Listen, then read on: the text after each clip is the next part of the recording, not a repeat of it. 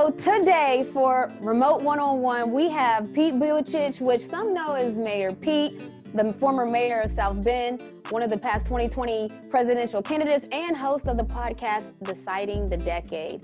I also found out that your full name is Paul Peter Montgomery Buttigieg. So are we family? I didn't even know. Are we family with the Montgomery name? I saw That's right, yeah.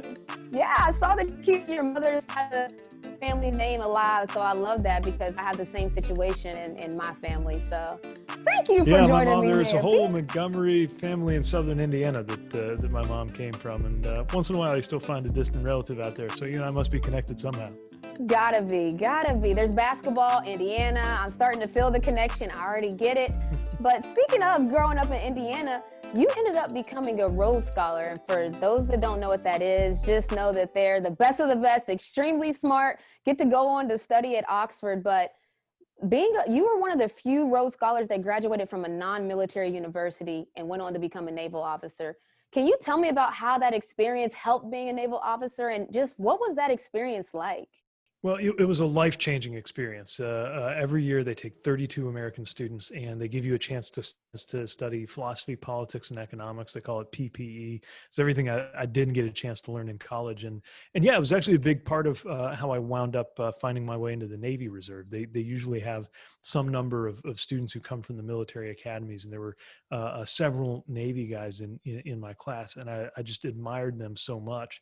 That I wanted to learn more about being an officer and learn about a reserve program where, you may not decide that your whole life is going to be the military or you're going to do it as a full-time job for years, but you join the reserve, you do the training, and then, when the Navy needs you, they call you up, which is how I wound up serving in Afghanistan. And I thought back to not just my military training, but my university education all the time.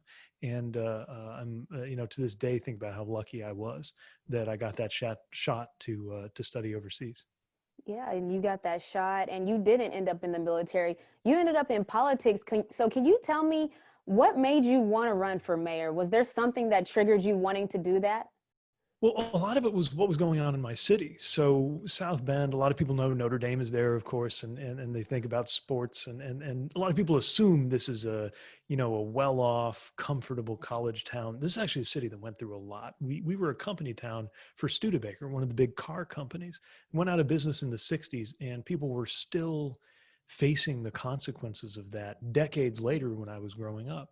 And there was this sense like our city had gotten stuck, even though we'd had great leaders and great people in the community trying to move things forward. There was even an article saying that we were a dying city. And so many friends that I came up with just didn't want to accept that, didn't believe that there was any reason why our city couldn't see a better day. And I realized that as a young person who believed in my city, just the act of running for mayor, saying, I believe our city can move forward could be part of the solution. And so I launched this campaign. I think most people thought we were a long shot when we got started. But the more people we talked to, the more people were excited by a different vision for where our city was headed. And, I'm really proud to say, having served eight years and then now moved on from that job, looking back, I really feel like that decade, the last decade in our city was one that really turned things around. We got a long way to go. We're still a low income city with a lot of challenges, but we're headed in the right direction and we're growing. Absolutely. So did those same type of things make you want to decide to run for president, just seeing where we were? Is that kind of the same thought process? Yeah, in a way. I mean, I know it's not normal for a mayor, especially a mayor of a city that's not one of the biggest cities in America, to turn around and say, I'm going to run for president. But what I saw was the same things people were talking about around the country were the struggles we had faced as a city. People not sure where they belonged in the economy or in our diverse tapestry of a community. I saw these things going on nationally too. And especially after the shock of the 2016 election, I realized that a different kind of voice from a different generation with a different life experience might be what our party and what our country needed. And kind of like when I ran for mayor, I realized the only way to find out for sure was to go out and see if anybody would follow and support the campaign. And obviously a lot of people, we didn't go the distance, but a lot of people. No, you have a large following, a large Mayor Pete following that now you've moved on from that. And it's beautiful because it's been said that you are the future of politics. You talk about it, a different voice, a different feel.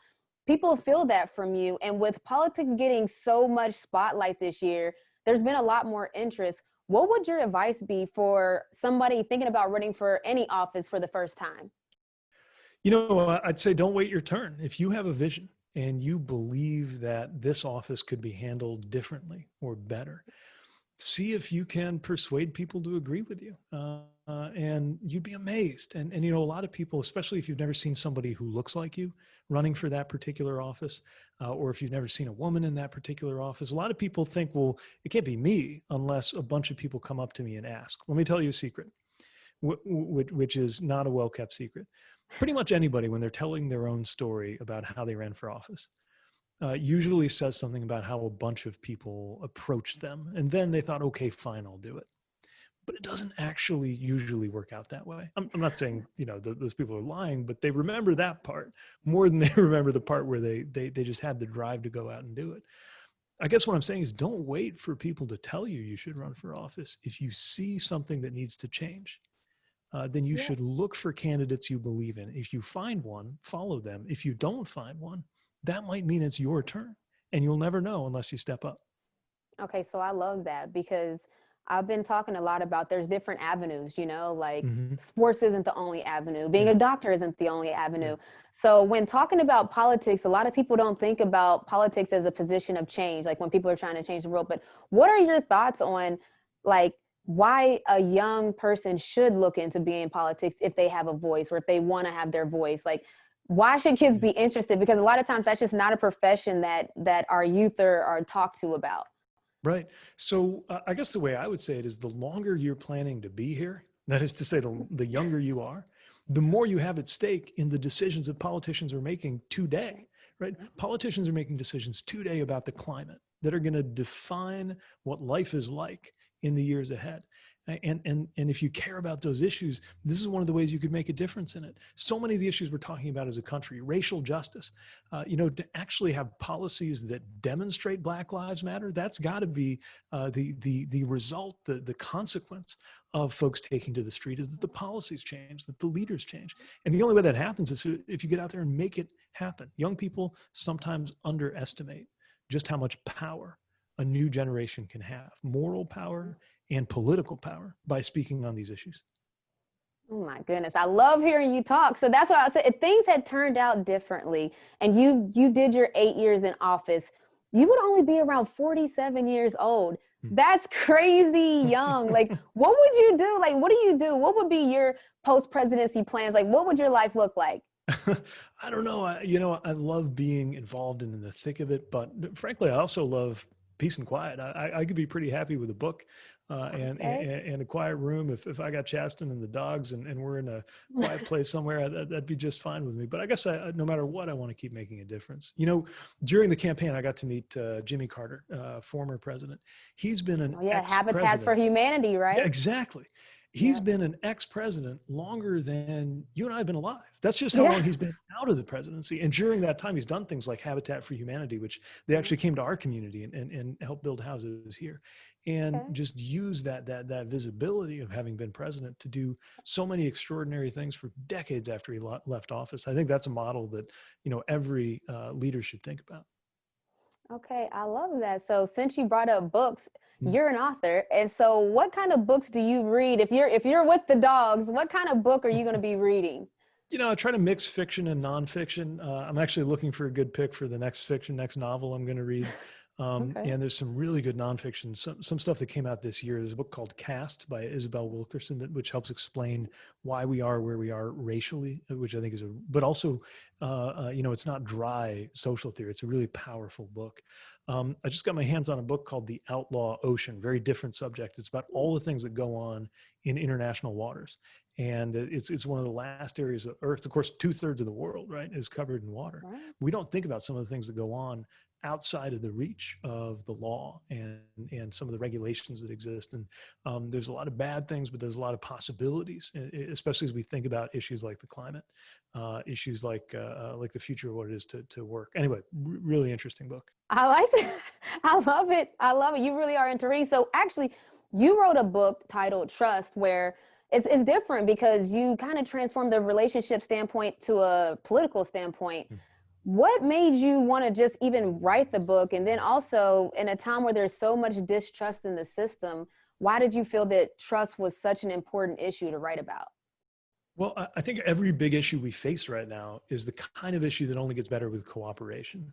And cooperation only happens if there's more trust. I mean, you think about dealing with the climate, you think about COVID, right? Or people going to get vaccines only if they trust the system. And a lot of people are struggling to have a lot of trust in that democracy, right? I mean, you go in and you cast your vote, and everything depends on us trusting that that vote is going to be handled in a fair way.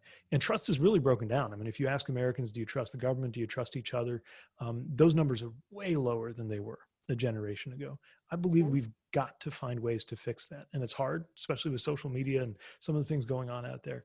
But we have to do that. I'm not pretending we're all going to agree on everything. It's especially when we disagree that it's important to trust one another to be there in good faith. Otherwise, we'll never be able to get across disagreements. So that's why I wanted to write the book. And you know, if you think about, I mean, in personal life, every relationship, every friendship, every marriage is based on trust. I think the same is true for whole countries. Yeah, I love it. So you brought up marriage, and y'all got to be like the fave couples. I saw you guys on MSNBC. Like, love you guys. I know this is probably not one of the normal questions, but how do you meet? Like, you know, just people ask me one time, asked me that randomly. I'm like, no one ever asked me that. So I'm going to ask you, like, how did you meet? Because automatically, even when I brought it up, you just started smiling. So we all can tell that you're happy. Tell me about it. Yeah, I got a wonderful husband named Chasten. In fact, he's got a book out recently called "I Have Something to Tell You." We met on an app called Hinge. You know, I think it plugs into your Facebook account. It kind of looks for friends of friends. Although we never figured out if we had mutual friends before we met. I don't think we did. I was in South Bend. I was the mayor. It's a little hard to figure out how to date when you're the mayor and you've just come out and you're young, you know. He was living in Chicago. That made it a little easier because he'd never heard of me until we kind of matched on this app Hinge and started chatting with each other. But even when we were chatting, I could tell that, I don't know, he was just kind of witty. He was quick. I wanted to meet this guy. So I invited him to town for a coffee. He was late. He got caught in traffic coming out of Chicago. So coffee turned into a beer. I brought a couple of baseball tickets just in case the date was going well, which it was. Okay. So I like that planning ahead. Yeah. You know, and you know, there's no better feeling than walking into a ballpark in a city that you're the mayor of. At least I thought there was no better feeling. But by the end of that night, I knew an even better feeling because on the way out, fireworks were going off. We held hands for the first time, and the rest is history. Oh, wow. I love that. And just going to shift gears to history. When you talk about history, I think about my mom and dad meeting at a historically Black college and university, and then my mom actually going on to work at that university. So I know firsthand the financial struggles that HBCUs face. And you've been very vocal, you know, about funding HBCUs. What brought you to that passion? Like it's not what we would necessarily think of when we think of you, but you've been vocal about it. Yeah, HBCUs are such an important part of education and of equity in this country. And one of the things I got to do running for president was we made a point of visiting a lot of HBCU campuses and talking to students, and all of them had different experiences. But in particular, I remember talking to a student at South Carolina State University who was sharing how when he got to this HBCU, it was the first time that he felt like he wasn't distracted or pressured by constantly being reminded that he was Black because he was in a mostly white environment, and it freed him to concentrate on his studies. So whether it's an experience like him or all the different experiences where people support each other. I mean, we have an HBCU graduate about to become vice president of the United States, Kamala Harris, who went to Howard University. They're playing such an important role. And if we're serious as a country about dealing with the effects of systemic racism. And by the way, that's part of the reason that people needed HBCUs in the first place was that so many Americans, Black Americans, were excluded from other educational opportunities. Now we have these amazing institutions that have a remarkable track record, especially for first generation students who have not been to college. No one in their family maybe has graduated college. We as a country will be so much better off, not only doing right by the students who go to these HBCUs, but also empowering them to contribute what they have to offer and what they have to contribute is going to make the whole country better off. I love that. And since you brought up Madam Vice President, I'm going to ask about her because I'm talking breaking barriers. You broke barriers. You're a barrier breaker in your own right. Can you just talk about like the feeling of seeing a woman appointed to such a high place in office, the vice president? It's incredible. You know, I got to know her when we were competing. We were both running for the nomination at the same time. And then I got involved. They asked me to help out when she was preparing for the debate because she was going up against Mike Pence, who used to be governor of Indiana. And I knew a little bit about how to face off with him. And, you know, what I saw is somebody who is so smart, so prepared, but also brings this combination of empathy and intellect that I think is going to be so important and so powerful. And then you add to that her historic role, the first Black woman, the first woman and the first Black American, all of those together, and the first South Asian American. I have a relative who works in India. And they were talking about her over there. To see somebody with a name like Kamala, which means a lot to a lot of people in India, in one of the highest offices in the land, not to mention the message that sends to women and girls and to Black Americans everywhere. I just think it's extraordinary. And one of the things I really admire about her is she carries that weight of history. She recognizes how important it is, but she doesn't let it define her or slow her down in any way. It's part of the bigger story of what she has to offer this country. Mayor Pete, I thank you for coming on remotely, Renee. I had a blast. I love it. I love everything you're doing, and I'm behind you all the way. If you didn't already know.